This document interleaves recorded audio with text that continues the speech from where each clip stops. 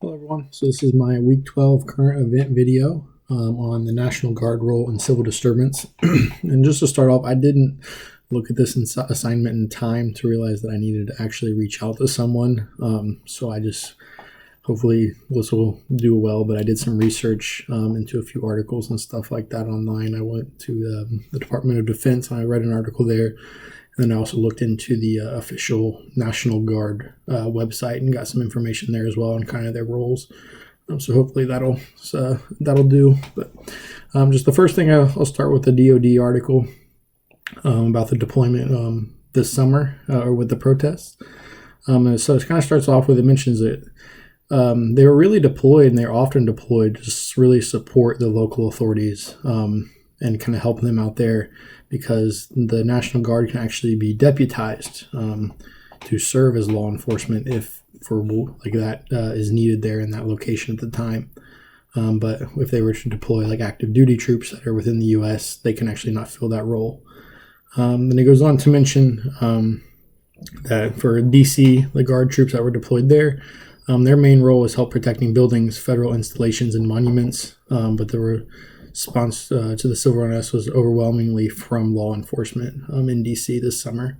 So they were just kind of there. They weren't really enforcing anything or like kind of preventing like protests from turning into riots. That was more on the law enforcement side.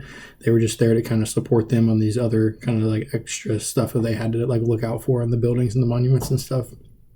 And then lastly, that article mentioned that if you considered the pandemic a current kind of like civil disturbance, kind of how it's kind of disrupted society. It mentioned that over 40,000 National Guardsmen have been deployed across the country to assist in those kind of operations. Okay. And that's it for that article. But then I went on to look at the National Guard website, and I found an article there that was written back in the beginning of June as well this summer. That it mentioned specifically that if guardsmen were in an area that they were kind of patrolling in a city where there was violence, property destruction, looting, and that kind of thing, they actually notified the local law enforcement to handle it. So they weren't really there to prevent, like they were there to prevent that, but if they happened to like be patrolling and found that occurring, then they were able to notify the law enforcement so those authorities can handle it, and they weren't actually handling it themselves. It didn't appear to be. Then it also mentioned that they were kind of there, like it really mentioned that they were there to keep protesters safe. So they were like trying to keep cars off the streets when they could, and then making sure that any attempts at violence or destruction of property were dealt with quickly, so that those out there expressing their First Amendment right, that it would remain peaceful, and they were keeping everyone out there safe as safe as they could.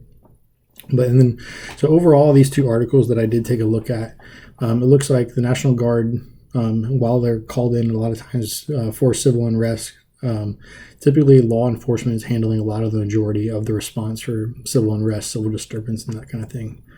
And then with the responses this summer to all the protests, they were there to really help law enforcement, but really there to protect the infrastructure because of law enforcement's manpower. They were more focused on preventing a riot than protecting buildings. So that just kind of seemed to be their overall goal this summer, was just that kind of that support role, and they weren't really there to take control of anything. But that's a little bit of information I had this week. Thanks.